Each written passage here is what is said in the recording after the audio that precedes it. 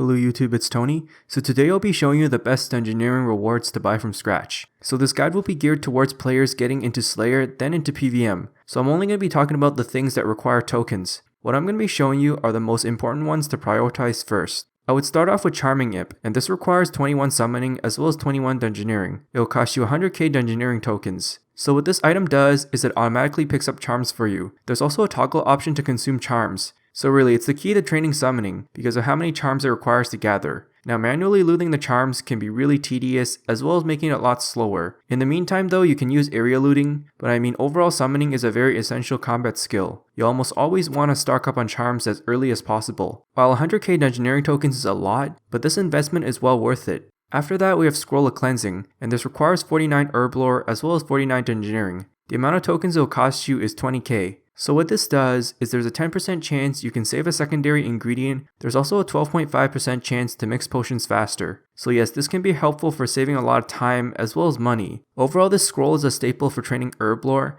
and I mean quite frankly, many people still can't afford herb lore. Now the reason why I recommend this after the Charming Imp is because you can then unlock super anti-fires and overloads, which is another essential item for combat support. So the third item I'll be talking about is Amulet of Zealots, and this requires 48 prayer and Dungeoneering. Now it costs you 40,000 Dungeoneering tokens. For some reason, not many people know how great this amulet is. So basically what it does is it increases the damage when you're using single stat boosting prayers, or even leech curses. This in turn would then increase leech strength DPS to 18% compared to only 10% with Turmoil. For the highest tier strength prayer before piety, this will get you a 16% DPS boost compared to only 8% with piety. So yes, this is the best amulet to use at both low and mid levels. The reason being is that if you're at least 90% accurate, then this does the best DPS compared to other amulets. It's also non-degradable as well, and it's the most reliable amulet especially when training Slayer. I think the reason why many people don't use this amulet is because nobody realizes how great it is. But yeah, overall it's a great amulet to have because you don't need to spend money.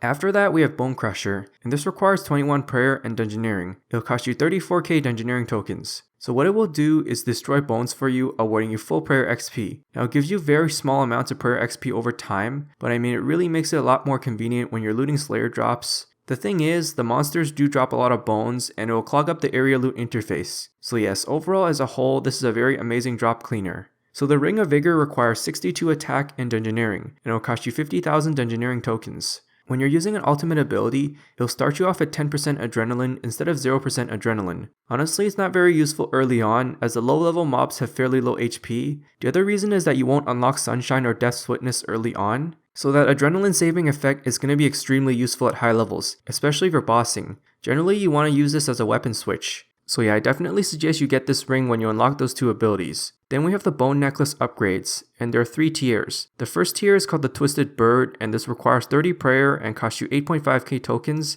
Then we have the Split Dragon Tooth Necklace, and this requires 60 prayer and 17k Dungeoneering tokens. Finally we have Demon Horn Necklace, and that will require 90 prayer, as well as 35k Dungeoneering tokens. So what ends up happening is, when you're going to bury bones manually or with Bone Crusher, it will restore the prayer points. So while this upgrade's nice, but not many people have 90 prayer early on, otherwise you can really choose this over Amulet of Zealots. It really depends on whether you want to restore the prayer by drinking prayer potions or with this amulet. Now for the lower level prayer potions, they can be fairly expensive to restore, but I mean the lower tier prayers don't drain many prayer points. The other problem is that there aren't many training spots at the mid or low levels that are quite AFK enough to use this. Now normally the reason why you want to use Demon Horn Necklace is just so you don't have to drink prayer potions, which makes it a lot more AFK.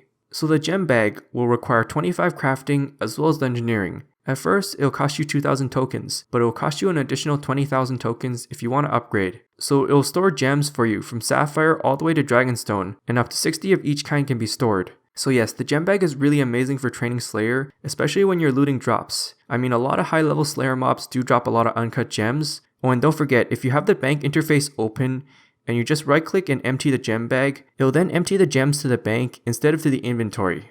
So then we have the Scroll of Efficiency, and that requires 60 construction as well as Dungeoneering. It'll cost you 20,000 Dungeoneering tokens. So what the scroll does is there's a chance you can save a plank when you're building an item that requires 3 or more planks. Now it varies based on the plank tier. The reason I suggest this is because 75 construction is required for both Plague's End as well as the Gilded Altar. I mean, yeah, it's very convenient to use your own Gilded Altar instead of using another person's Gilded Altar. With that being said, it makes construction a lot cheaper, so it is a must-have when you're training construction. So the Scroll of Dexterity will require 60 crafting as well as Dungeoneering, and it costs you 20,000 Dungeoneering tokens. So there's a chance you can save a hide when you're crafting an item that requires 3 or more hides. Now it varies based on the hide tier. The reason I suggest you get this is because it requires 75 crafting for Plague's End. Practically when you're doing dragon hides, it's actually a fast method to train crafting. Finally, the last reward from the priority list I would suggest you get is called the Scroll of Efficiency. This requires 55 smithing and Dungeoneering, as well as costing you 20k Dungeoneering tokens. So there's a chance you can save a bar when you're smithing an item that requires 3 or more bars. It also stacks with Crystal Hammer for an even better bonus. So training smithing can be really beneficial, especially when you're repairing non-augmented items on your armor stand.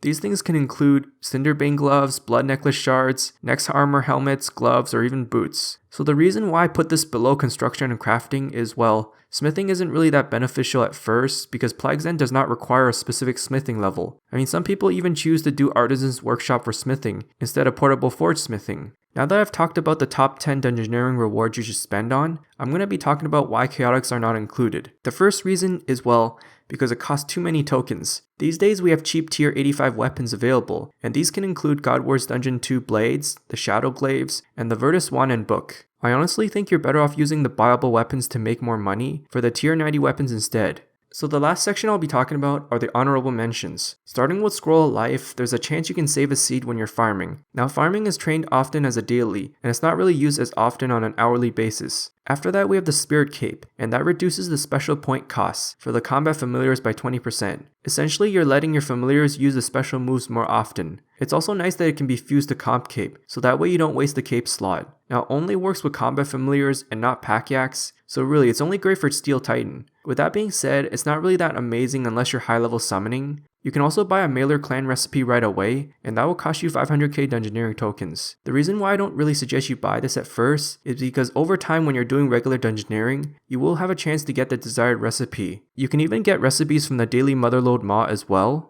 So finally we have the Advanced Gold Accumulator, and this item was released recently. This will cost you a whopping 1.5 mil Dungeoneering tokens. What it does is it auto loots the coins for you, but there's a 10% fee of doing that. Don't worry if you already have this unlocked because you can toggle whether to pick up coins for you or not. So at first it's not really worth it in the early levels because the Slayer mobs don't really drop many coin piles. Some Slayer monsters are quite clustered enough to the point where you can area loot, so that's even more GP per hour instead. However, what it can be really useful at is in the later levels of Slayer because you'll see more monsters dropping more coin piles. Overall, I think this item's only great for monsters that are more spread out. So in conclusion, it will cost you a total of 361k Dungeoneering tokens to buy all the rewards listed, and that does not include the Honourable Mentions. With that being said, you need 86 Dungeoneering to get all of them. Otherwise, you can start doing sinkholes, and it does yield you a good amount of tokens. But yeah, I pretty much have a full guide on this, and I'll leave that link in the description. So yeah, thanks for watching and I hope it helps. If I missed anything, feel free to ask.